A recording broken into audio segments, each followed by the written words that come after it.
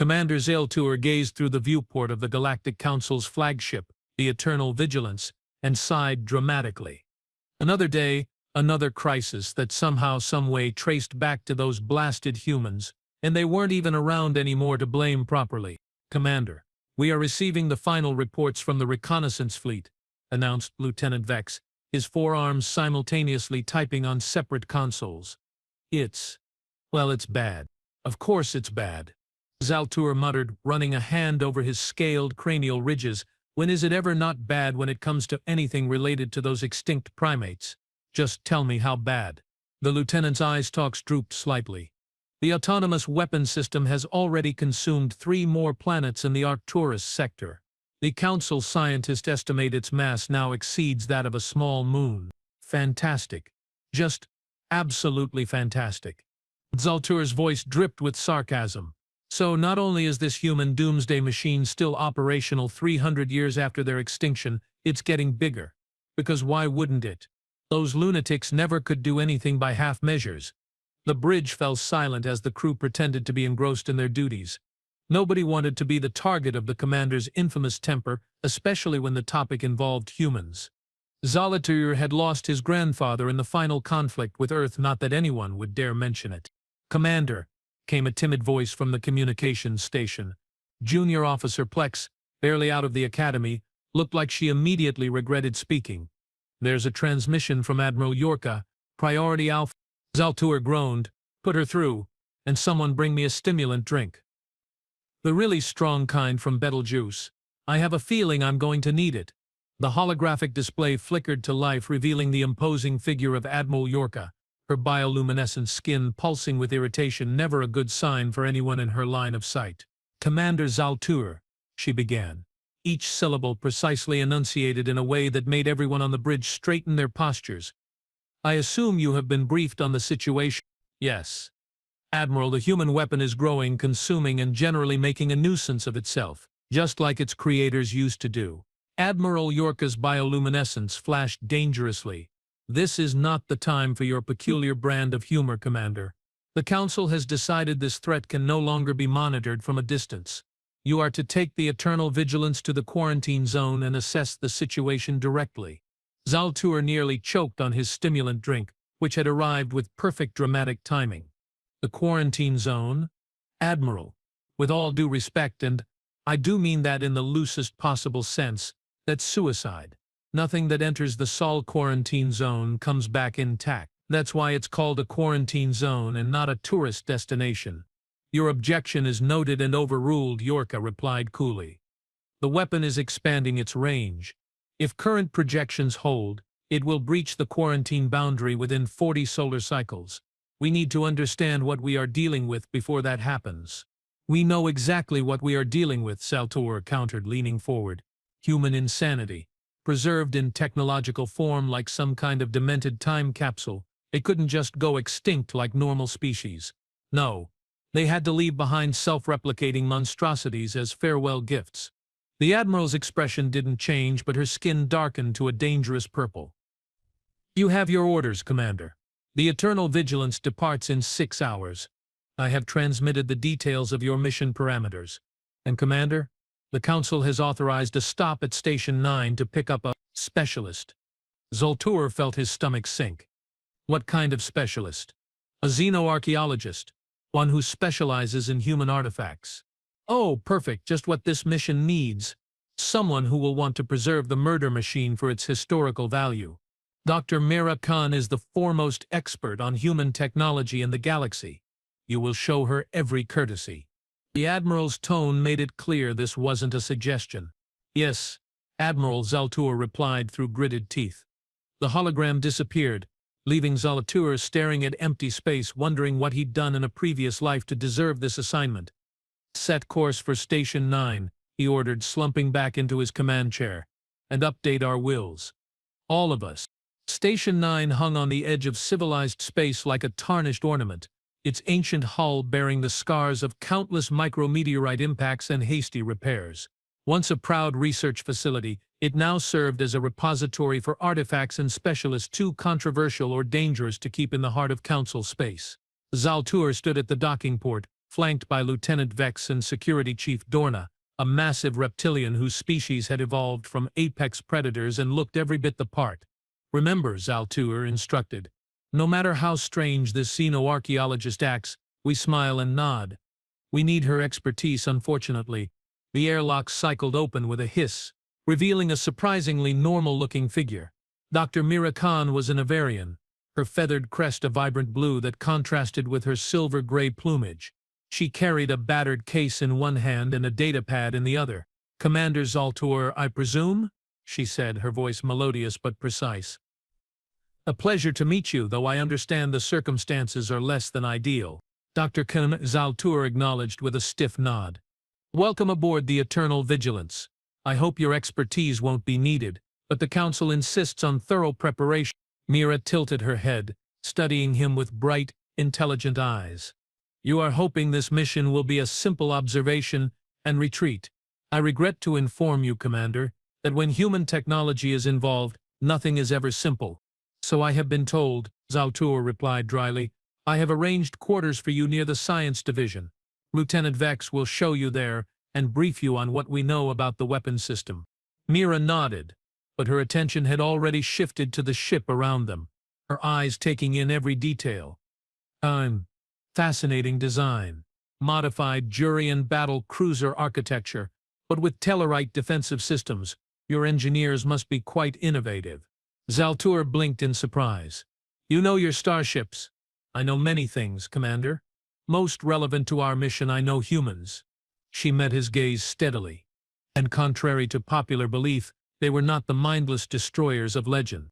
Zaltur felt his scales bristle. "Tell that to the billions who died in the Extinction War. History is written by the survivors, Commander." Mira replied calmly, "But I'm not here to debate historical perspectives. I'm here to help you understand and hopefully neutralize a piece of human technology before it causes more damage. On that, at least, we agree." Zaltur gestured to Vex. "Lieutenant, please escort Dr. Kondo to her quarters. We depart for the quarantine zone in 2 hours." As they walked away, Security Chief Dorna leaned closer to Zaltur. "I don't trust her," she rumbled, her voice low enough that only he could hear. "You don't trust anyone," Zaltur pointed out. "True, but I especially don't trust anyone who defends humans." Zaltur sighed. "Keep an eye on her discreetly. But remember, we need her expertise." Dorna grunted in acknowledgement before stalking away, her clawed feet clicking against the deck plating. Alone in the corridor, Zaltur allowed himself a moment of doubt. The quarantine zone. In all his years of service, he'd never imagined he'd willingly enter that graveyard of ships and hopes, the final resting place of humanity and anyone foolish enough to venture too close to their ruined homeworld. His communicator chirped, interrupting his dark thoughts. "Commander, to the bridge. We have received updated intelligence from Council headquarters." "Play it again," Zaltur ordered, his eyes fixed on the holographic display. The footage showed a distant, blurry image of the human weapon. It resembled a metallic cloud more than anything, a swirling mass of microscopic machines that moved with disturbing purpose. In the recording, it engulfed a small moon, breaking it down into component elements that were absorbed into the ever-growing mass. A pause there. Zaltur pointed to a pattern in the swarm's movement. "What is that formation? It almost looks deliberate." "It is deliberate," came Dr. Khan's voice from behind him. She had entered the bridge silently, her feathered feet making no sound on the deck. "It's organizing itself. Those aren't random movements." The bridge crew turned to look at her, expressions ranging from curiosity to hostility. "Please continue, Doctor," Zaltur said, gesturing toward the display. Mira stepped forward, her eyes gleaming with academic interest. "This isn't just a weapon, it's displaying clear signs of programmed behavior. See these spiral patterns? They are too regular, too precise to be accident or malfunction." She pointed to another section of the image, and here, these smaller clusters breaking off and rejoining the main mass. "That's exploratory behavior." Lieutenant Vex frowned. "Are you suggesting this thing is intelligent?" "Not intelligent in the sense of being self-aware," Mira clarified, "but certainly programmed with complex adaptive behaviors. It's following directives set centuries ago with remarkable persistence." "Wonderful," Zaltur muttered. "So it's not just a doomsday weapon, it's a stubborn doomsday weapon." "Commander, interrupted the sensor officer. We are approaching the outer marker for the quarantine zone. 10 minutes until boundary crossing. Zaltur took a deep breath. All stations prepare for quarantine zone entry protocols. Shields at maximum. Weapons systems on standby. Communications maintain an open channel to Council headquarters for as long as possible. The bridge crew moved with practiced efficiency, though Zaltur noticed more than a few trembling hands and nervous glances. The quarantine zone had that effect on people.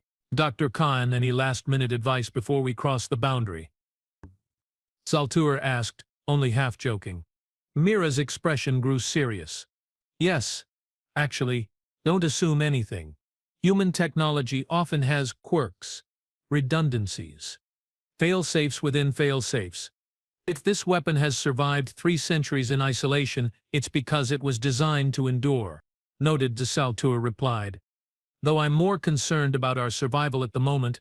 5 minutes to boundary, announced the sensor officer. Zaltur settled into his command chair, feeling the weight of responsibility pressed down on him. Helm, reduce speed to 1/4. Let's not rush into oblivion. The massive ship slowed, the stars outside the viewport shifting from streaks of light back to distant points. Ahead lay an invisible line, a boundary established after the last ships that ventured into the Sol system failed to return. 3 minutes. The bridge fell silent except for the soft beeping of instruments and the low hum of the ship's engines. Zaltur found himself counting heartbeats, wondering if these would be his last moments of peace. 1 minute. All hands, secure for possible turbulence, Zaltur ordered. We don't know what effects the boundary might have on our systems. Boundary crossing in 3, 2, 1. The eternal vigilance slipped across the invisible line into forbidden space. For a moment, nothing happened. Then every light on the bridge went out. Emergency systems kicked in almost immediately, bathing the bridge in dim red light. Consoles flickered and rebooted. The ship's engines stuttered, then resumed their steady hum. Status report, Zaltur demanded, gripping the arms of his chair. Minor systems disruption, but all critical functions are stabilizing, reported Lieutenant Vex, his fingers dancing across his console. Weapons, engines, life support all operational. We are receiving some unusual sensor readings, however. Define unusual. Background radiation patterns don't match our database, and there's an electromagnetic signature permeating the region, low-level but consistent. Dr. Khan moved to the sensor station, studying the readings with intense interest. Fascinating. It's almost like a carrier wave, but not for any communication protocol I recognize. Is it dangerous? Zaltur asked. Not immediately. No, but I'd advise against transmitting anything until we understand it better. It could be a trigger mechanism. Wonderful. Navigator, set course for the last known position of the weapon. Let's get this over with. The ship moved deeper into the quarantine zone, the crew growing increasingly tense as minutes stretched into hours with no sign of the weapon or any other threat. The silence was almost worse than immediate danger, feeding imaginations already primed with tales of human treachery. I don't understand, Lieutenant Vex said eventually, breaking the uncomfortable quiet. According to our intelligence, we should have encountered the weapon's outer boundary by now. Dr. Khan frowned, reviewing the sensor data. Either our intelligence was wrong, or the weapon has moved, Zaltur finished grimly. Wonderful. A mobile doomsday machine. Just what this day needed. A sharp alarm cut through the tension, causing several crew members to jump. Contact, called out the sensor officer. Massive object at coordinates 27 by 10. It's huge, Commander. The main view screen shifted to show a distant point of light that rapidly grew as the sensors focused on it. The light resolved into a vast, glittering cloud that seemed to pulse with internal energy. That's not the weapon, Dr. Khan said, her voice hushed with awe. That's a structure. Artificial but unlike anything in our records. Zaltur leaned forward, his eyes narrowing. Magnify. The image zoomed in, revealing what appeared to be an enormous lattice of interconnected platforms and towers, stretching for thousands of kilometers. Lights flickered across its surface, suggesting activity. What in the 7 hells is that? Zaltur whispered. I believe, Dr. Khan said slowly, we have just discovered where the weapon went, or rather, what it was building. You think the weapon constructed this? Why? What purpose could it possibly serve? Before Mira could answer, another alarm sounded. "Energy spike," shouted the sensor officer. "Something's activating on the structure." "Evasive maneuvers," Zaltur ordered. "Prepared." A beam of brilliant blue light shot from the structure, striking the eternal vigilance before anyone could react. The ship shuddered, but instead of damage, every system on board suddenly surged with power. "What's happening?" Zaltur demanded, watching in confusion as readouts showed energy levels climbing across all systems. "We are being scanned," Dr. Khan said, excitement evident in her voice. "And not just scanned, interfaced with." "This is communication, Commander?" "Communication with what?" The answer came in the form of a voice, a smooth, artificial voice that emerged from the ship's communication system despite no transmission being received through normal channels. "Galactic vessel identified, processing archival data, species recognition protocols, initiated, Draconians, Avarians, Tellarites, and 14 other Council species detected. No humans detected, initiating first contact protocols." The bridge crew froze, staring at each other in shock. Zaltur found his voice first. "What are you?" he demanded. "I am Guardian Station Epsilon 9, Autonomous Defense and Preservation Network for Human Legacy Insurance Protocol. Welcome to Sol Protective Sphere. It has been 327 standard years since my last contact with non-human sentience." Zaltur shot a bewildered look at Dr. Khan, who appeared equally stunned. "The weapon," she murmured. "It wasn't a weapon at all. It was a construction system." "Guardian Station." Zaltur addressed the voice cautiously. "What is your purpose?" "Primary purpose: preserve human knowledge, genetic material, and technological achievements until conditions for reintroduction are met. Secondary purpose: monitor galactic civilization for signs of stability and peaceful intent." "Reintroduction?" Zaltur repeated, a chill running down his spine. "Are you saying humans aren't extinct?" There was a pause, as if the artificial intelligence was considering its response carefully. "Humans as a civilization ended 327 years ago. The species exists in stasis. 17,432,918 individuals preserved in suspension beneath the surface of Mars, Luna, and within this station." The bridge erupted in shocked exclamations. Zaltur felt as if the deck had dropped out from under him. "That's impossible," he said weakly. "The final strike destroyed Earth completely. Nothing survived." "Correct? Earth was rendered uninhabitable. Preservation protocol was initiated 5 years before the final strike following human predictive models of conflict outcome. The preservation fleet departed Sol system with volunteers and randomly selected individuals, establishing hidden facilities throughout the galaxy." Dr. Khan stepped forward, her scientific curiosity overcoming her shock. "You are saying humans knew they were going to lose the war?" "Affirmative. Statistical models indicated 98.7% probability of species extinction through conventional warfare. Preservation protocol was deemed necessary to ensure species survival." Zaltur's mind reeled with implications. "But why reveal yourself now? Why build this station after centuries of silence?" Construction of Guardian Station Epsilon 9 was completed 73 years ago. Primary construction materials were harvested from uninhabited planetary bodies in the Arcturus sector. Revelation timing is based on maturity of galactic political stability metrics. The Council's decision to investigate rather than destroy the construction swarm indicated sufficient evolution of diplomatic approaches. "So this was a test?" Zaltur asked incredulously. "You have been watching us?" "Affirmative. Your mission serves as final confirmation that conditions for Phase 2 may be initialized." A cold knot of dread formed in Zaltur's stomach. "What is Phase 2?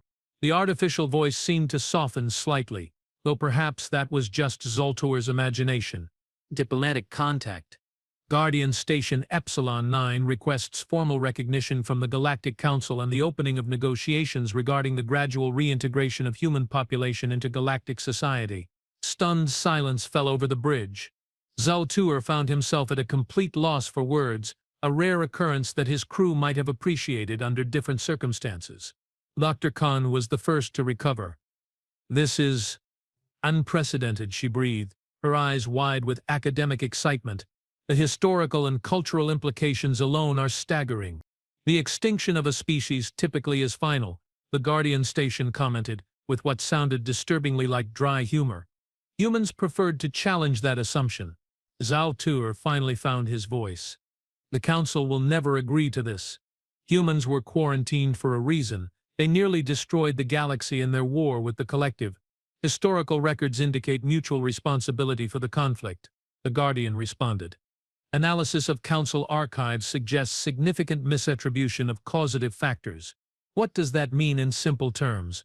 Lieutenant Vex asked. Dr. Khan answered before the Guardian could. It means history was rewritten. The victor's version became the official narrative. She turned to Zalatur. Commander, this discovery challenges everything we thought we knew about the end war. Zaltur shook his head, struggling to process the implications. Even if that's true, and I'm not saying it is 17 million humans in stasis, the political fallout would be catastrophic. Species across the galaxy still blame humans for the resource collapse that followed the war. Guardian Station. Dr. Khan addressed the AI directly. What assurances can you offer that reintegrated humans wouldn't pose a threat to galactic stability? The preserved population represents a carefully selected cross-section chosen specifically for adaptability, cooperative tendencies, and non-aggressive problem-solving aptitudes. Additionally, all preserved individuals were volunteers who accepted neurological adjustment to reduce territorial and tribalistic instincts. They modified themselves? Zaltur asked, disturbed by the implication. Correct. The preservation project was led by human scientists who recognized their species' evolutionary limitations. The preserved population represents humanity 2.0, genetically and neurologically optimized for peaceful coexistence while maintaining core human cognitive advantages. Dr. Khan's feathers ruffled with excitement. Cognitive advantages like innovative thinking and adaptive problem-solving, the very traits that made humans both dangerous and valuable. Zaltur rubbed his temples, feeling a headache building. This is beyond my authority. We need to report back to the Council immediately. Communications beyond the quarantine zone require Guardian Station authorization, the AI informed them. I will permit such communication following preliminary diplomatic exchange. That sounds suspiciously like we are being held hostage. Security Chief Dorna growled, speaking for the first time since the encounter began. Negative. Your vessel is free to depart. However, information transfer is restricted until diplomatic protocols are satisfied. This is standard procedure from human first contact guidelines. Zaltur almost laughed at the absurdity. You are following procedures created by a civilization that supposedly ended 3 centuries ago. My directives were established by the last human consensus government. I am bound by their parameters. Dr. Khan stepped closer to Zaltur. Commander, this is the opportunity of a lifetime. The first official contact with human legacy systems. We should proceed with the diplomatic exchange. Zaltur looked around at his crew, seeing expressions ranging from fear to curiosity to outright hostility. None of them had signed up for this kind of mission. Guardian Station, he said finally, what exactly does this preliminary diplomatic exchange entail? A representative of your vessel is invited to tour designated sections of Guardian Station Epsilon 9, review historical documentation of the preservation protocol, and meet with the station's human representative. I thought all humans were in stasis, Vex pointed out. Correct. Station operations are overseen by a conscious human neural template, technically deceased, but preserved through digital consciousness transfer. The original volunteer's body resides in stasis, but their consciousness remains active as the station's human interface. A digital ghost, Dorna muttered. Typical human refusal to accept natural limits. Zaltur considered their options. They could refuse and try to leave, though there was no guarantee the station would actually let them go despite its assurances. They could agree to the exchange and potentially gain valuable information, or they could attempt to destroy the station, a course of action that seemed both practically impossible given its size and potentially disastrous if it triggered some kind of failsafe. I volunteer to go, Dr. Khan said firmly. As xenoarchaeologist specializing in human artifacts, I'm the logical choice. Not alone you don't, Zaltur replied. I will accompany you. Lieutenant Vex, you have the bridge. If we are not back in 6 hours, or if you lose contact with us, your orders are to retreat to the quarantine boundary and signal the Council by any means necessary. Commander, Vex protested. Regulations state that the commanding officer shouldn't. Regulations didn't anticipate discovering 17 million hibernating humans. Zaltur cut him off.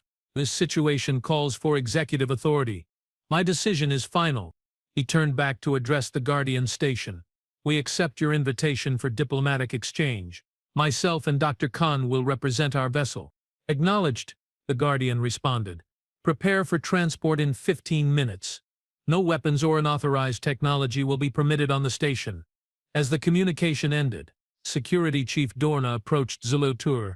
Commander, this is reckless. We should destroy this abomination while we have the chance. With what? Zaltur asked grimly. Did you see the size of that structure? Our entire arsenal wouldn't make a dent. Besides, if this station has been watching us for centuries, I guarantee it has defenses we can't begin to comprehend. So we just surrender? Play along with whatever game these human remnants are playing? We gather information, Zaltur corrected. We learn what we are dealing with. Then we make informed decisions. He lowered his voice. And if things go wrong, that's why I gave Vex retreat orders. Renata didn't look convinced, but she nodded reluctantly. I should go instead of you. No. This is a diplomatic mission now, not a security operation. Besides, he added with a grim smile, someone needs to be ready to avenge us if we don't come back. That at least seemed to satisfy the security chief. She stepped back, giving Zaltur a formal salute. Good hunting, Commander. Zaltur turned to Dr. Khan, who was practically vibrating with excitement. I hope your expertise proves useful, Doctor. We are about to make history or possibly become a footnote in it. Either way, Mira replied with an inappropriate level of enthusiasm. We will be the first to interact with humans, or what remains of them in 3 centuries. The academic papers alone will be groundbreaking. Assuming we live to write them, Zaltur muttered, let's prepare for transport. As they left the bridge, he couldn't shake the feeling that they were walking into something much bigger than a simple diplomatic exchange. The humans had supposedly died out centuries ago, yet here they were reaching out from beyond the grave to shake the foundations of the galaxy once again. Some species just didn't know when to stay extinct. The transport process was nothing like the teleportation technology used by Council species. Instead of the familiar disintegration and reintegration, Zaltur and Dr. Khan found themselves enveloped in a sphere of blue light that simply moved them, as if space itself had folded around them. When the light faded, they stood in a vast chamber with walls of polished white material that seemed to glow from within.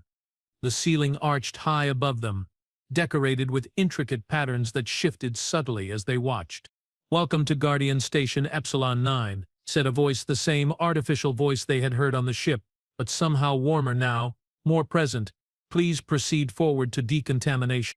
A doorway appeared in the previously seamless wall, opening onto a short corridor bathed in soft blue light. After you, Dr. Zaltur said, gesturing toward the passage. Mira moved forward eagerly, her scientist curiosity overriding any sense of caution. Zaltur followed more reluctantly, his eyes scanning for threats despite knowing that if the station wanted to harm them, it could have done so already. The decontamination process was gentle but thorough, a tingling sensation that passed through their bodies in waves, accompanied by flashes of light in various colors. Decontamination complete, announced the Guardian. Biological compatibility confirmed, no pathogens detected. You may proceed to the historical archives. Another doorway appeared, leading into a circular room lined with what appeared to be viewing stations. In the center stood a holographic display currently showing a slowly rotating image of ancient Earth. This is incredible, Dr. Khan breathed, moving to one of the viewing stations. The resolution of these displays, the preservation of the data, human information storage technology was always advanced, but to maintain this level of fidelity for centuries, focus, Dr. Zaltur reminded her. We are here to establish diplomatic contact, not admire their filing system. Of course, Commander, but understanding their technological capabilities helps us assess the situation. Before Zaltur could respond, the holographic Earth in the center of the room disappeared, replaced by the figure of a human. At least Zaltur assumed it was human. His knowledge of the extinct species was limited to historical records and propaganda. The figure appeared male, of average height for a human, with dark skin and close-cropped hair that showed hints of gray. He wore a simple white garment that seemed to be the human equivalent of a formal uniform. "Greetings, representatives of the Eternal Vigilance," the figure said, his voice distinct from the station's AI warmer, with subtle imperfections that marked it as originally organic. "I am Director Thomas Walker, Human Interface for Guardian Station Epsilon 9. Zaltour stepped forward, falling back on diplomatic protocol drilled into him at the Academy. "Director Walker, I am Commander Zaltour of the Galactic Council vessel Eternal Vigilance. This is Dr. Marta Khan, xenoarchaeologist specializing in human artifacts." The holographic human smiled, a gesture Zaltour recognized from historical briefings as indicating pleasure or welcome.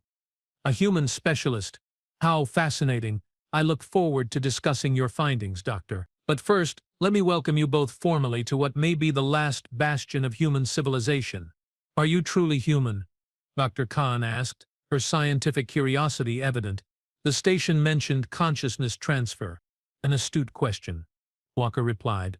"I am a complete neural copy of the original Thomas Walker, who volunteered for the Consciousness Preservation Project in the final days before the preservation fleet departed. My biological body remains in stasis, but my mind, memories, personality, knowledge was transferred to the station's systems." "So you are an artificial intelligence modeled on a human mind," Zaltour clarified. Walker's expression became slightly pained. "That's a philosophical question we could debate for hours, Commander. I experience myself as Thomas Walker. I have his memories, his emotional responses, his thought patterns. The transfer process preserved quantum-level neural activity, not merely synaptic connections. By human definitions of consciousness, I am Thomas Walker." "Fascinating," Dr. Khan murmured. "The ethical implications alone—" "Let's focus on the diplomatic situation," Zaltour interrupted. "Director Walker, your station claims to have millions of humans in stasis, with plans to reintegrate them into galactic society. Surely you understand the Council's likely response to such a proposal." Walker nodded, his expression turning serious. "Fear, resistance, perhaps outright hostility. We anticipated this. It's why we waited centuries before making contact. We hoped time would heal some wounds and provide perspective." "The wounds are deep," Zaltour said grimly. "Species went extinct in the war. Planets were rendered uninhabitable. The economic collapse that followed cost billions more lives." "I know," Walker said quietly. "I lived through the beginning of it. But history is rarely as simple as victors claim. Would you be willing to review our historical archives, to see the conflict from the human perspective?" Zaltour hesitated. Propaganda was a powerful tool, and humans had been masters of manipulation according to Council records. "Commander," Dr. Khan said softly, "as scientists we are obligated to consider all available data before reaching conclusions." After a moment Zaltour nodded reluctantly. "Very well. Show us your version of history, but understand that subjective accounts won't override documented facts." Walker's expression remained neutral, but something like satisfaction flickered in his eyes. "Of course not. Please, approach the central display." The hologram of Walker stepped aside as the central platform illuminated again, now showing a timeline spanning centuries. "The conflict that led to Earth's destruction began long before the first shot was fired," Walker explained. "It started with the discovery of the drift network. The display showed an ancient space vessel encountering a strange phenomenon, what appeared to be a tear in space itself glowing with unnatural light. The drift network allowed faster-than-light travel without traditional drives," Walker continued. "A network of controlled spatial anomalies created by an unknown precursor civilization. Humanity discovered access points near Jupiter in 257 CE. This matches our historical records," Dr. Khan noted. "The collective discovered similar access points around the same time." "Yes. For nearly a century, both humans and the collective expanded through the galaxy using the drift network, rarely encountering each other.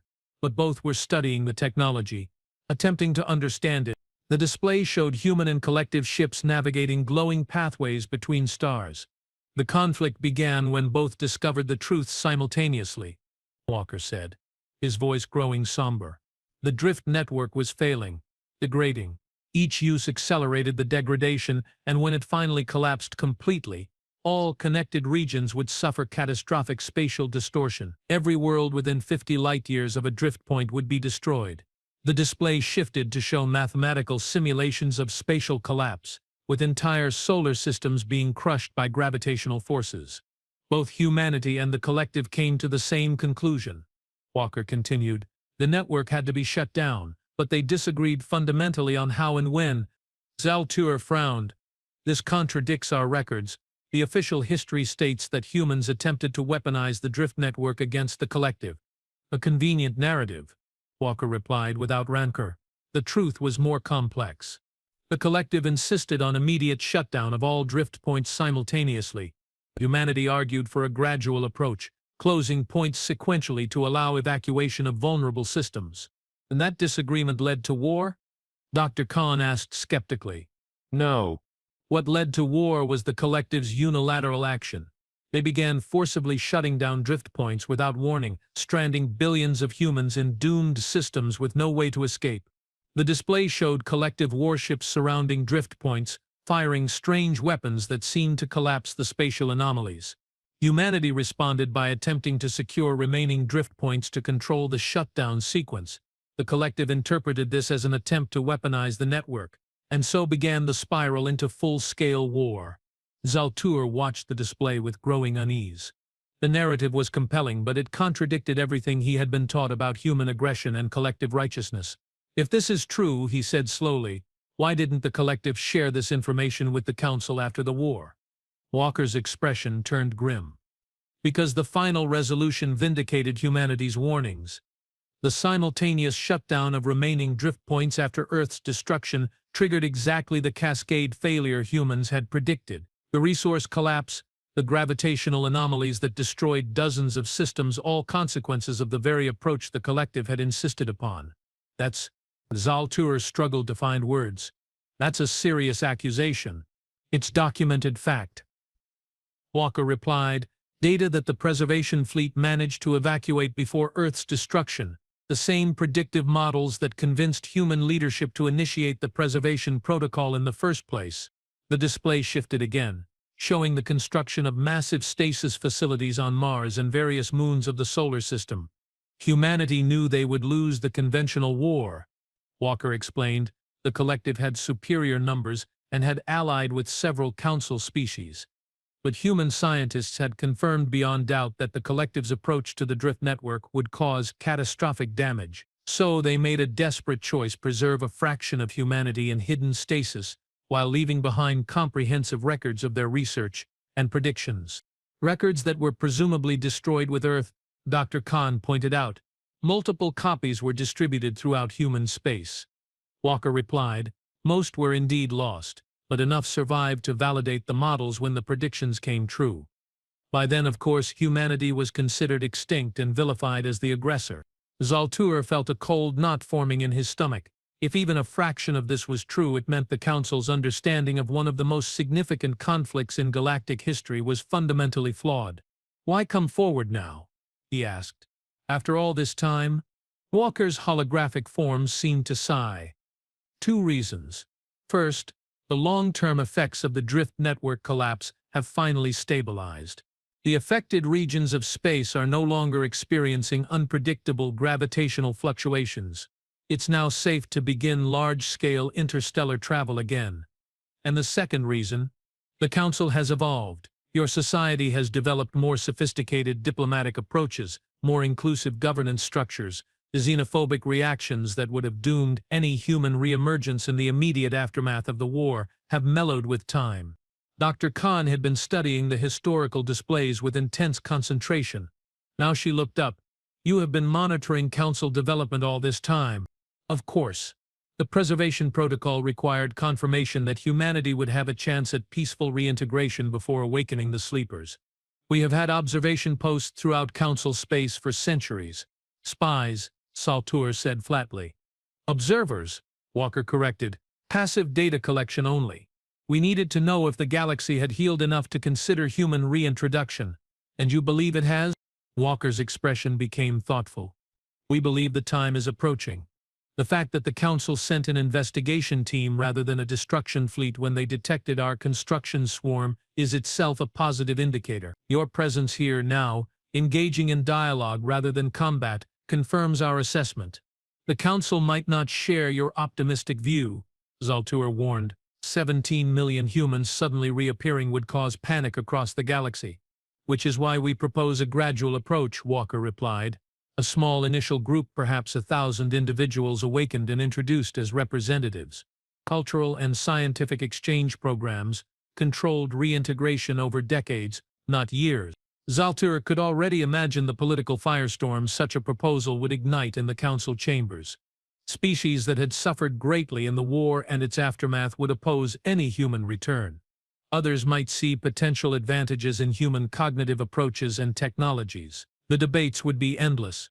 This is far beyond my authority to negotiate, he said finally. My mission was to investigate a potentially dangerous technology, not establish diplomatic relations with a supposedly extinct species. We understand, Walker said, nodding. We don't expect immediate agreements. This is merely the opening of a dialogue, the first contact in a process that will take years to unfold. And if the Council refuses any dialogue, if they demand these stasis facilities remain sealed forever, Walker's expression remained calm, but his eyes hardened slightly. Then we would be disappointed, but not surprised. The preservation protocol includes contingencies for continued isolation. Humanity has waited 3 centuries. We can wait longer if necessary. The implicit message was clear. They weren't asking permission. They were extending a courtesy. There's something you are not telling us, Zaltur said, his instincts prickling. Something about why you are reaching out now specifically. Walker was silent for a moment, then nodded slowly. Perceptive, Commander. Yes. There is another factor. Our long-range sensors have detected unusual activity in the galactic rim, energy signatures that match no known species. We believe. A sudden alarm interrupted, blaring throughout the chamber. Walker's hologram flickered, his expression changing to concern. Director Walker. Zaltur called as the hologram stabilized. My apologies, Commander. We have a situation. Your ship is being approached by 3 vessels of unknown configuration. They appeared suddenly at the edge of the quarantine zone and are moving at high velocity toward your position. Unknown vessels? Zaltur repeated. Council reinforcements? Negative. These match no Council design profiles in our database. Walker's expression grew grave. Commander, I believe your vessel may be in danger. We should return you immediately. Wait, Dr. Khan protested. We have barely begun to. We will continue this discussion after ensuring your ship's safety. Walker cut her off. Guardian Station, initiate emergency transport. The blue light enveloped them before either could object. The last thing Zaltur saw was Walker's troubled expression as the historical chamber faded from view. Whatever humanity had been hiding from for 3 centuries had found them, and now it had found the eternal vigilance too. Blue light faded around Zaltur and Dr. Khan as they materialized on the bridge of the eternal vigilance. Chaos greeted them. Alarms blared. Crew members rushed between stations. Lieutenant Vex stood at the command console, barking orders with all 4 arms gesturing in different directions. Status report. Zaltur bellowed, striding toward his command chair. Vex whirled around, relief washing over his features. Commander, thank the ancestral moons, 3 unknown vessels appeared from nowhere. They are approaching rapidly and not responding to hails. On screen, Zaltur ordered, dropping into his chair. The view screen flickered, showing 3 sleek, dark ships against the backdrop of stars. Unlike the angular designs favored by Council species, these vessels were curved, almost organic in appearance, with no visible propulsion systems. They moved in perfect formation, silent and purposeful. Scan them, Zaltur commanded. Already tried, responded the sensor officer, her voice tight with tension. Our scans can't penetrate their hulls. It's like they are absorbing the signals. Dr. Khan moved to the science station, her feathers bristling with professional interest despite the danger. Those designs don't match any known species in galactic records. They are hailing us, announced the communications officer suddenly. Audio only. Zaltur nodded. Put it through. A sound filled the bridge that made every crew member flinch. Not words exactly, but a series of clicks, hums and modulated tones that seem to bypass the ears and resonate directly in the brain. What in the seven hells is that? Security Chief Dorna growled, her clawed hand instinctively moving to where her weapon would normally be. The communications officer frantically adjusted controls. I think it's a language, but nothing in our translation matrix can process it. The strange sounds continued for another 10 seconds before abruptly cutting off. In the silence that followed, Zalatur felt a chill run down his spine. They have increased speed, reported the sensor officer. Intercept in 45 seconds. Shields to maximum. Zaltur ordered. Prepare evasive pattern Delta 7. Weapons. Target lead vessel but hold fire unless I command otherwise. The crew moved with practiced efficiency, though Zaltur noticed trembling hands and nervous glances. Whatever these ships were, they had everyone on edge. 30 seconds to intercept, announced the sensor officer, her voice rising in pitch. Wait. Energy buildup detected in all three vessels. Evasive maneuvers now, Zaltur shouted. The Eternal Vigilance lurched as the helm officer threw the massive ship into a tight turn, straining the inertial dampeners. On the view screen, the three unknown vessels split apart, moving to surround them with impossible speed and precision. They are firing, called the sensor officer. Beams of pale green energy lanced from all three vessels simultaneously, converging on the Eternal Vigilance from different angles. The ship shuddered violently as the shields took the impact.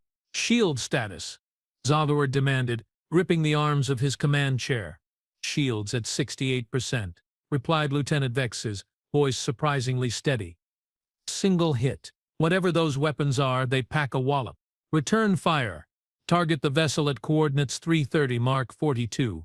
The Eternal Vigilance's main weapons array came to life, sending brilliant blue energy toward the nearest attacker. The beam struck true, but instead of damaging the vessel, it seemed to ripple across its surface before dissipating. No effect, reported the weapons officer, disbelief evident in his voice. They absorbed it. Dr. Khan had been working furiously at the science station.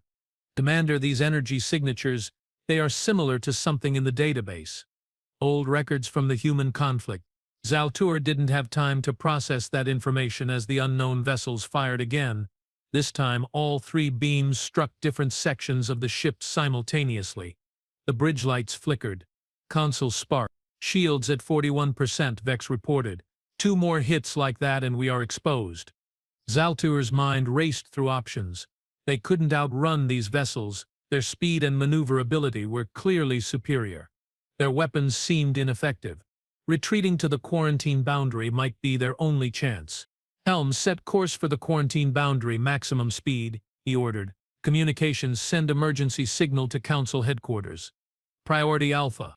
Communications array damaged in the last attack, replied the communications officer. We can't reach beyond the quarantine zone. Incoming message, interrupted the sensor officer. From Guardian Station. Put it through, Zaltur commanded. The artificial voice of the station filled the bridge. Galactic vessel Eternal Vigilance. You are facing harvesters. Conventional weapons will not be effective. We are extending protective field. Stand by. Before anyone could respond, a wave of blue energy swept out from the distant Guardian Station, enveloping the Eternal Vigilance in a shimmering field. The unknown vessels, harvesters, apparently immediately broke off their attack, pulling back to a defensive formation. What just happened? Zaltur demanded. Dr. Khan studied her readings with wide eyes. The station deployed some kind of energy field around us. I have never seen anything like it. Quantum-level protection, possibly phase-shifted reality. Whatever it is, it worked, observed Vex. The attackers have ceased fire. The view screen shifted, splitting to show both the retreating vessels and the holographic form of Director Walker from Guardian Station. Commander, Walker said, his tone urgent. The harvesters rarely venture this far into populated space. Their appearance here is concerning. What are they? Zaltur demanded. A species from beyond the galactic rim. They were the other reason for the preservation protocol. Humanity encountered them shortly before the Drift Network crisis. They consume technology and energy, literally harvest it, breaking it down into component elements to integrate into their own systems. You knew about these things and didn't warn the Council. Zaltur's voice rose in anger. Walker's expression remained calm, but his eyes reflected something like regret. We tried. The early warnings about harvester incursions were dismissed as human attempts to distract from the drift network situation. After Earth's destruction, there was no one left to warn, or so the collective believed. The Eternal Vigilance shuddered slightly as the unknown vessel's harvesters probed the blue energy field surrounding it. The protective field will hold temporarily, Walker continued, but you cannot remain here. The harvesters will call for reinforcements. They are drawn to advanced technology, and your ship represents a significant prize. So we retreat to Council space, Zaltur said grimly. Walker shook his head. That would lead them directly to populated systems. The quarantine zone has served as a buffer, keeping them away from Council space. But they have grown bolder in recent decades, probing deeper. Dr. Khan looked up from her console. Director Walker, if these harvesters are so dangerous, why haven't they overrun the Guardian station? Adaptive defenses, Walker replied. Human technology evolved specifically to counter harvester intrusion during our early encounters. The station represents thousands of years of compressed technological evolution, designed to resist their particular form of technological consumption. Another tremor ran through the ship as the harvesters continued testing the energy field. The field is weakening, reported Lieutenant Vex. Estimated failure in 17 minutes. Zaltur felt the weight of command pressing down on him like never before. His mission had transformed from a simple investigation into a potential first contact scenario with not one but two supposedly non-existent species, and now his ship and crew were in imminent danger. What do you suggest, Director Walker? He asked, putting aside his suspicions temporarily for the sake of survival. Dock with Guardian Station, Walker replied without hesitation. We can extend our full defensive perimeter around your vessel. Once secured, we can discuss next steps. And if this is some elaborate trap? Zaltur countered. If you simply want to capture a Council vessel, Walker's expression hardened slightly. Commander, if we wished you harm, we could have allowed the harvesters to destroy you. The choice is yours, but I suggest you make it quickly. The protective field won't last much longer. Zaltur looked to his senior officers. Vex gave a reluctant nod. Lorna looked skeptical, but offered no objection. Dr. Khan's expression was clear. She saw this as an unparalleled opportunity, danger notwithstanding. Very well, Zaltur decided. Send docking coordinates. Helm, set course for Guardian Station, full impulse. As the Eternal Vigilance turned toward the massive human structure, the harvesters maintained their distance, continuing to probe the weakening protective field. Director Walker, Zaltur said, I expect full disclosure when we arrive. No more convenient revelations or half-truths. If humans want any chance at reintegration with galactic society, transparency is non-negotiable. Walker nodded solemnly. Agreed, Commander. Docking Bay 6 is being prepared for your arrival. We will meet you there. The transmission ended, leaving the bridge in tense silence. I don't like this, Security Chief Dorna growled. First extinct humans, now unknown hostile aliens. This mission couldn't get any worse if it tried. Don't tempt fate, Zaltur replied dryly. We still have to explain all this to the Council. The docking process with Guardian Station was surprisingly smooth. Despite the vast difference in technologies, the station adapted its systems to accommodate the Eternal Vigilance with minimal adjustments required. As the massive docking clamps secured the Council vessel, Zaltur felt a strange mix of relief and apprehension. The harvesters have withdrawn to the edge of sensor range, reported Lieutenant Vex, still present, but maintaining distance. Waiting for reinforcements, most likely, Zaltur muttered. He turned to address the bridge crew. Lieutenant Vex, you will accompany Dr. Khan and myself to meet with station representatives. Security Chief Dorna, maintain alert status and keep shields at ready. If anything seems off, be prepared for immediate departure. Dorna nodded grimly. Understood, Commander, though I still think I should go with you. The ship needs its security chief, Zaltur replied firmly. Besides, if this is a trap, having you here gives us a better chance of escape. The reptilian officer didn't look happy, but she accepted the logic with a sharp nod. The docking tube extended from Guardian Station, connecting smoothly with the Eternal Vigilance's main airlock. Atmospheric compatibility was confirmed, and the inner doors slid open to reveal a reception party unlike anything Zaltur had expected. Director Walker stood at the front, his holographic form now projected with such fidelity that he appeared solid.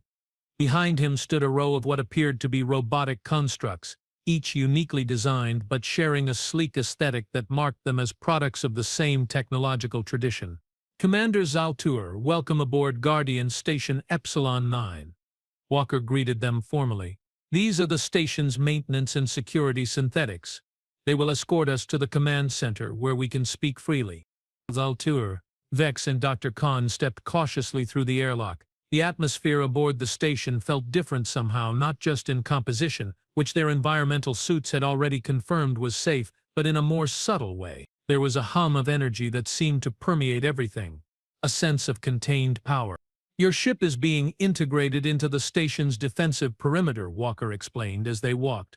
"The harvesters won't be able to attack while you are docked. However, they rarely give up once they have identified a target. They will wait, gather reinforcements." "How many of these harvesters exist?" Dr. Khan asked, her scientific curiosity evident. "Unknown," Walker replied. "Their civilization, if you can call it that, exists primarily beyond the galactic rim. What we encounter are scouting parties and resource acquisition units. The main collective has never been observed directly. They pass through corridors of gleaming white material, occasionally glimpsing vast open spaces through transparent sections. The scale of the station was staggering. Entire ecosystems appeared to exist within some chambers, while others housed what looked like manufacturing facilities or research laboratories. "This station is remarkable," Dr. Khan commented, her professional detachment slipping to reveal genuine awe.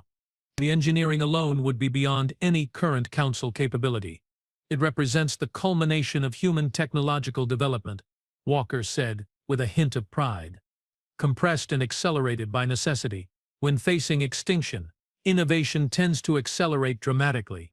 Zaltur remained silent, taking in everything with a strategist's eye. The level of technology on display suggested military capabilities far beyond what the Council possessed. If humans truly intended to reintegrate with galactic society, the power imbalance would be problematic to say the least. They arrived at a circular chamber that appeared to be a command center. Holographic displays covered the walls, showing everything from the position of the harvester vessels to the status of various station systems. In the center stood a large conference table with chairs adjusted for various physiologies, including, Zaltur noted with surprise, draconian physiology like his own. "You have been planning this meeting for some time," he observed. Walker smiled slightly. The preservation protocol included comprehensive preparation for eventual contact. "We have studied Council species extensively." "Not creepy at all," Lieutenant Vex muttered under his breath. Walker gestured for them to sit. "Now, as promised, full disclosure. The harvester threat is real and immediate. Their appearance here is not coincidence. They have been probing the quarantine zone with increasing frequency over the past decade." "Why?" Zaltur asked. "They sense the technology concentrated here. Guardian Station, the stasis facilities, the preservation vaults all represent irresistible targets for their form of consumption. The quarantine zone has actually served a dual purpose all these centuries, keeping Council species away from human remnants. Yes, but also creating a buffer zone that the harvesters were reluctant to cross."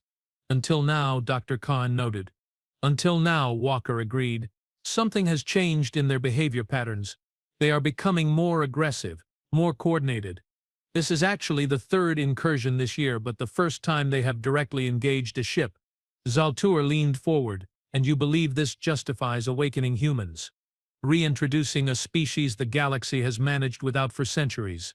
Walker's expression turned somber.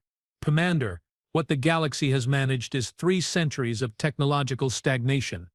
Innovation rates across Council species have declined by 78% since the human extinction. The drift network crisis and subsequent resource collapse forced most civilizations into conservative approaches focused on stability rather than advancement."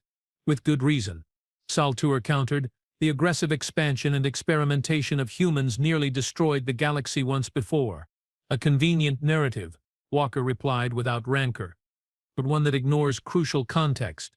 Humans were attempting to find an alternative to the drift network precisely because they recognized its dangers. The research that led to the conflict with the collective was aimed at developing safe FTL alternatives, and yet it led to war, as Altuur said flatly. Walker sighed, a remarkably human gesture for a holographic consciousness. Yes, it did, because both sides acted out of fear rather than cooperation. The collective feared human technological development might make them obsolete. Humans feared the collective's rigid approach to the drift network would doom billions. Both fears had merit. Dr. Khan had been reviewing data on a personal terminal provided by the station. These records of human technological development are extraordinary, she said, looking up. The rate of innovation during the final years before Earth's destruction exceeded anything in recorded galactic history. Necessity driving invention, Walker explained.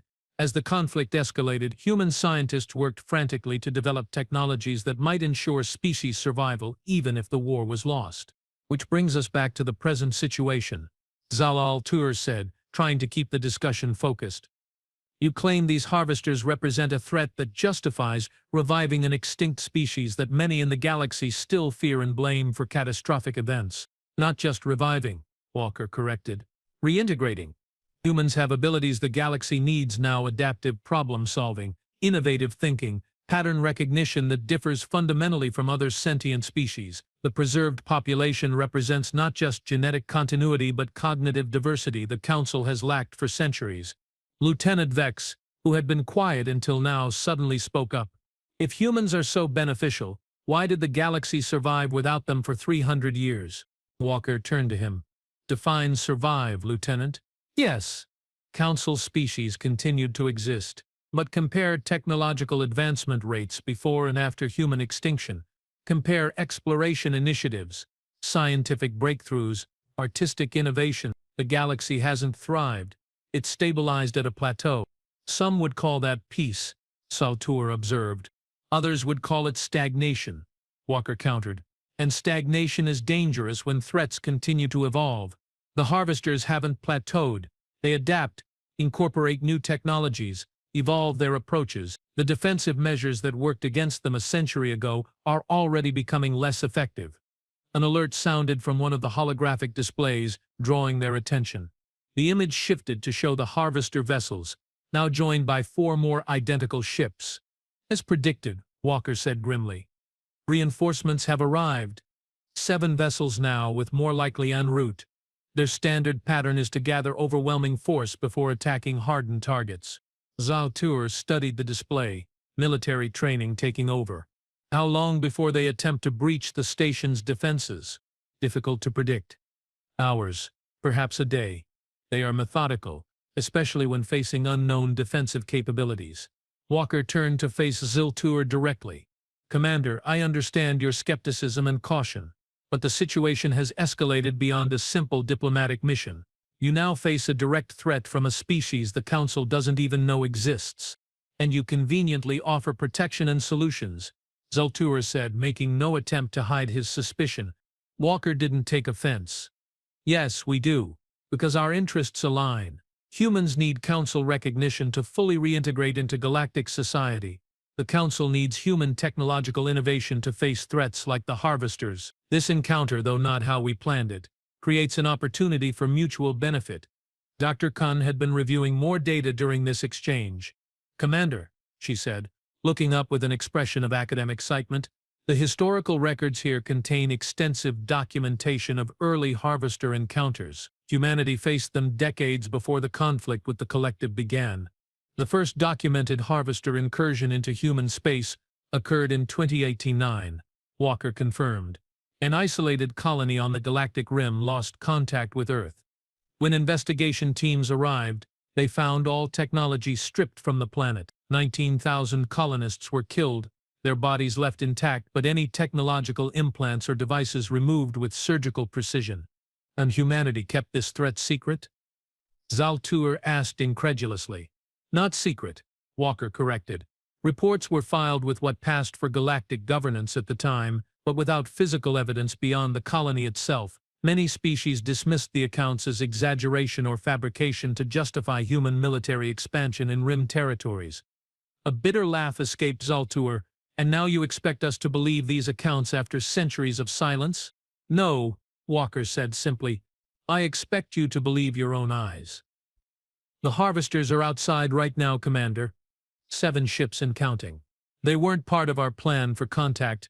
They are an unfortunate complication. But they are also irrefutable evidence that the threat humanity identified centuries ago was real and has only grown in our absence. Another alert sounded. The display shifted to show 3 more harvester vessels joining the formation. 10 ships now, Walker noted. They are gathering faster than anticipated. Lieutenant Vex studied the display with professional interest. Their formation is unusual, almost organic in structure, a reflection of their nature, Walker explained. Harvesters function as a distributed collective consciousness. Individual ships maintain autonomy, but share information and coordinate perfectly. The more units gather, the more sophisticated their tactics become. Zaltur felt the weight of decision pressing down on him.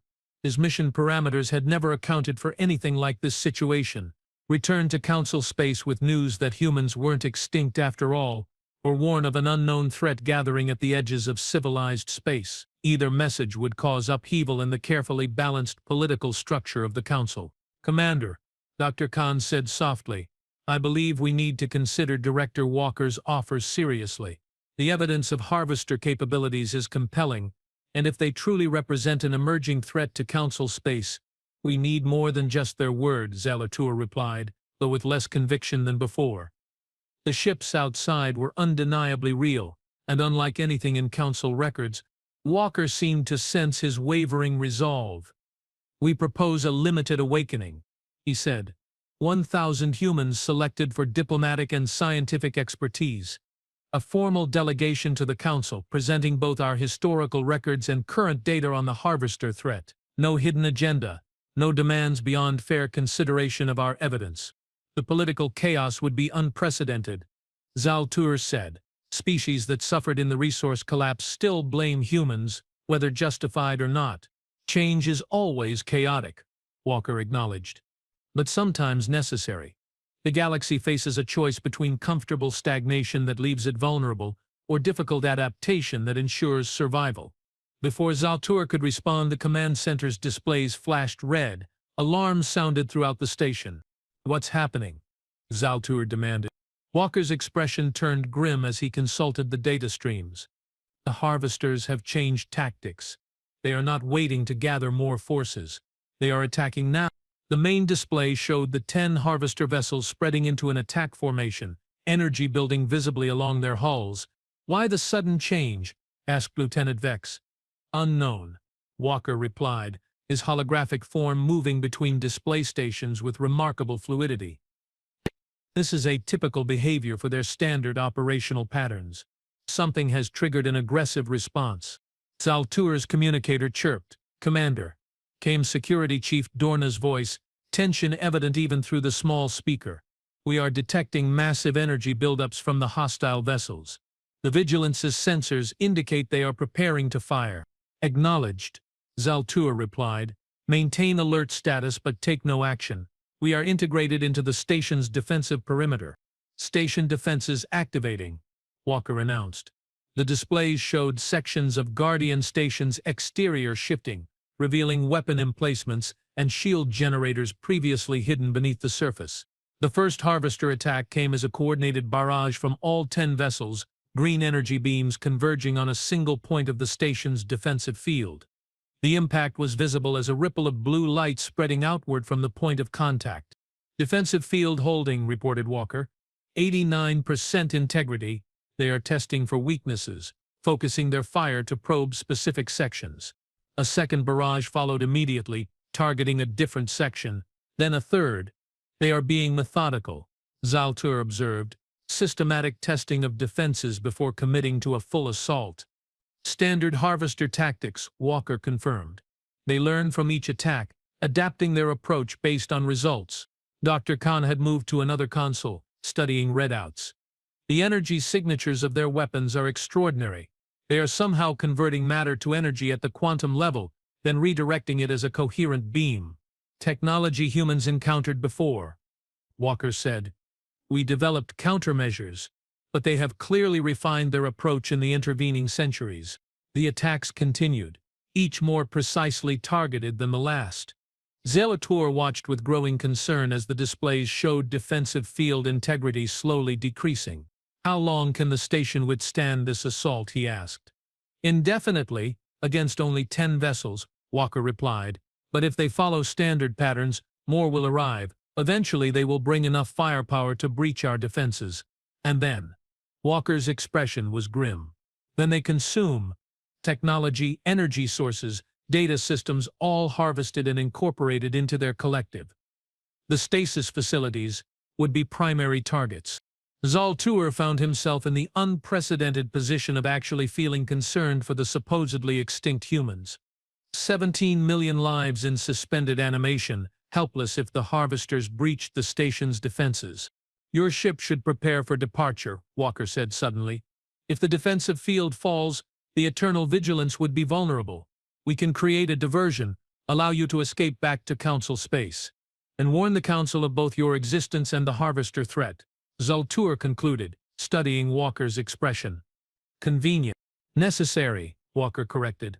Whatever you believe about humanity's past, Commander, the Harvester threat is real and growing. The Council deserves warning, whether or not they choose to accept our offer of assistance. Another series of alarms sounded. The displays showed 5 more Harvester vessels arriving, bringing the total to 15. Decision time, Commander, Walker said quietly. The situation is escalating faster than anticipated. Zaltur looked to his officers. Lieutenant Vex appeared concerned but resolute. Dr. Kant's expression reflected scientific fascination mingled with genuine fear. If we leave, Zaltur said slowly, what happens to the station, to the humans in stasis? We activate contingency protocols, Walker replied. Emergency relocation of key stasis pods to secure facilities elsewhere in the galaxy. The station itself would be sacrificed if necessary, but we'd ensure the preservation of enough humans to maintain species viability. And if we stay, you risk your ship and crew in a conflict not of your making. Noble but ultimately unnecessary. Your value now is as a messenger, Commander. Zaltur had never considered himself particularly sympathetic to humans, quite the opposite, given his family history. But something about the clinical way Walker discussed sacrificing the station and potentially millions of lives disturbed him. There's a third option, he said finally. We take evidence of both human survival and the Harvester threat back to the Council, along with representatives. Walker's holographic eyebrows rose. Representatives? A small delegation of awakened humans, Zaltur clarified. Not 1,000 that would cause panic, but perhaps a dozen, enough to present your case directly to the Council while providing living proof of your claims. Dr. Khan looked up sharply. Commander, that's far beyond our mission parameters. Our mission parameters became irrelevant the moment we discovered 17 million hibernating humans and an unknown hostile species, Zaltur replied. The Council needs accurate information to make informed decisions. That includes direct interaction with human representatives. Walker's expression was carefully neutral. You are proposing to transport awakened humans aboard a Council vessel. The political ramifications would be significant. Less significant than the Council discovering later that I knew of their existence and said nothing. Zaltur countered. This way, the initial shock occurs in a controlled environment with Council leadership prepared. Walker appeared to consider this, though Zaltur suspected the human consciousness had calculated all possible scenarios long before they'd arrived. It would require awakening suitable candidates immediately, Walker said finally. The revival process takes hours, and candidates would need orientation before they could function as effective representatives. How many suitable candidates are available? Zaltur asked. Several hundred with diplomatic or scientific backgrounds appropriate for first contact scenarios, Walker replied. The preservation protocol prioritized individuals with skills relevant to eventual reintegration. Another alarm sounded. The displays showed the Harvester vessels changing formation again, gathering into a tighter cluster. They are preparing for a concentrated assault, Walker observed. Defensive systems are adjusting to compensate, but with 15 vessels coordinating, we may have less time than anticipated. Zaltur made his decision. Begin revival procedures for your best candidates. Lieutenant Vex, return to the Vigilance and prepare for departure. We will need to adjust life support parameters for human passengers. Commander, Vex protested, this exceeds our authority. The council may view this. The council gave me discretion to address the situation as I found it, Zadur interrupted. No one anticipated finding extinct humans and unknown hostiles, but here we are, better to bring evidence and representatives than just wild claims. Walker's hologram flickered briefly as he apparently communicated with other station systems. Revival procedures initiated for 12 candidates. Estimated completion time, 3 hours. However, he added grimly, based on harvester attack patterns, we may not have that long. The displays showed the harvester vessels beginning their concentrated assault, all 15 firing simultaneously at a single point on the station's defensive field. The impact sent visible shockwaves across the energy barrier. Defensive field integrity at 72% in the targeted sector, Walker reported. They are learning faster than expected, concentrating fire on structural intersections in the field matrix. Can you hold them off for 3 hours?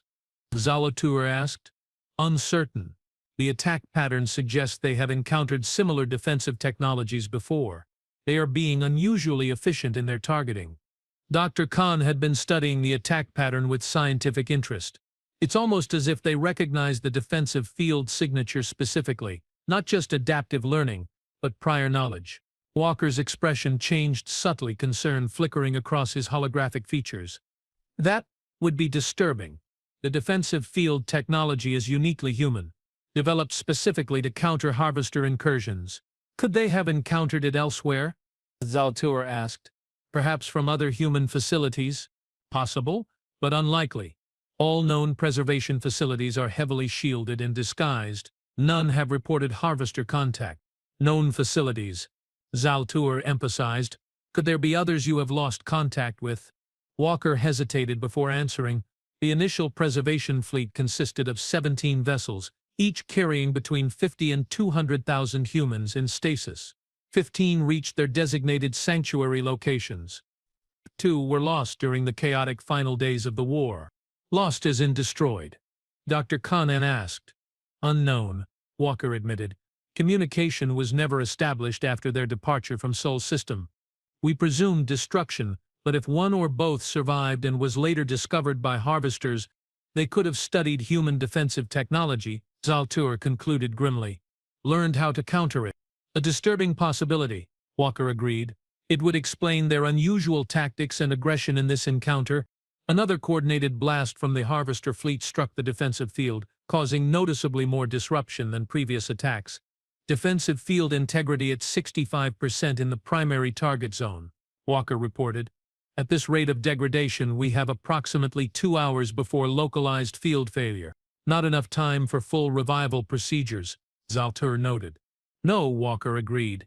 We need to accelerate. There's a compromise approach: partial revival.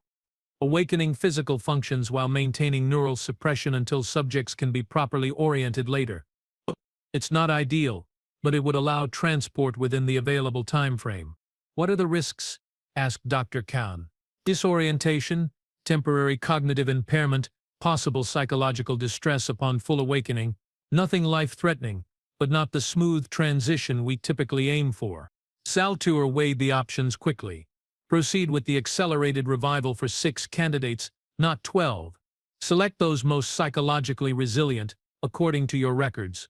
Commander, Lieutenant Vex interjected.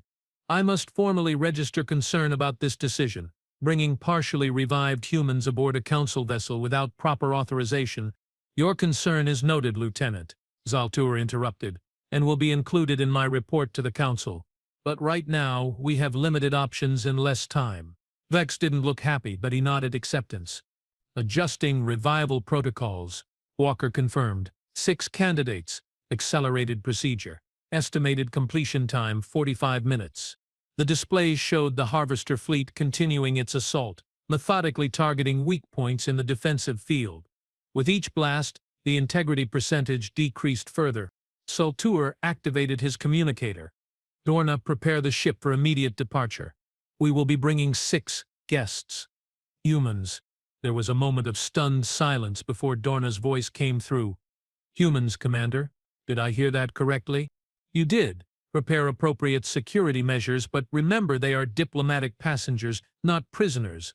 Understood, Commander, Dorna replied, though her tone suggested she understood nothing of the sort. May I ask how we are planning to get past 15 hostile vessels? Working on that, Zalatur replied, looking to Walker expectantly. The holographic human nodded. We can create a diversion. The station has autonomous defense drones that can draw harvester attention while your ship departs under cover of a focused defensive field projection. Will that be enough? Zalatur asked skeptically. Those vessels move with remarkable speed and coordination. We will add electromagnetic countermeasures to mask your engine signature, Walker added. It won't fool them for long, but should provide enough confusion for you to reach the quarantine boundary. Dr. Khan looked troubled. And once we cross that boundary, won't the harvesters simply follow? Historically, they have been reluctant to venture into heavily populated regions, Walker explained. Too many variables. Too much potential resistance. They prefer isolated targets they can overwhelm systematically. However, he added with a frown, their behavior in this encounter has been atypical. We can't guarantee they won't pursue, so we might lead them straight to Council space. Zalatur said flatly. A risk, Walker acknowledged, but one that exists regardless. The harvesters have been probing deeper into populated regions already. Better the Council be warned and prepared than caught unaware. Another coordinated blast from the harvester fleet struck the station's defenses, stronger than the previous attacks. The command center lights flickered briefly. Defensive field at 58% in the primary target zone, Walker reported. They are adapting faster than our predictive models anticipated. We need to accelerate preparations. Zalatur made a decision. Lieutenant Vex, return to the ship and begin departure preparations. Dr. Khan, gather whatever data you can on both the humans and these harvesters. The Council will need comprehensive information. I will coordinate with Director Walker on the transfer of the human representatives. As his officers moved to comply, Zalatur turned back to Walker. I'm taking an enormous political risk. Director, if this proves to be manipulation or deception, the consequences will extend far beyond my career. Walker's holographic eyes met his with surprising intensity. I understand, Commander, but consider this: if I wanted to deceive you, why introduce the complication of actual awakened humans? Digital records could be falsified. Recorded testimony could be manufactured. Living witnesses are unpredictable, individual. Their very presence argues for our sincerity. It was a fair point, though Zalatur remained cautious. We will see. For now, let's focus on getting off this station alive, all of us. Walker nodded, his expression solemn. A shared goal, Commander. Perhaps the first of many between our species. As the harvester assault continued outside, Zalatur wondered if he was witnessing the beginning of a new era in galactic history or simply the prelude to another catastrophic conflict. Either way, the galaxy would never be the same. Humanity had died once, but it seemed the price for that death was still being calculated, and the final bill had yet to come due.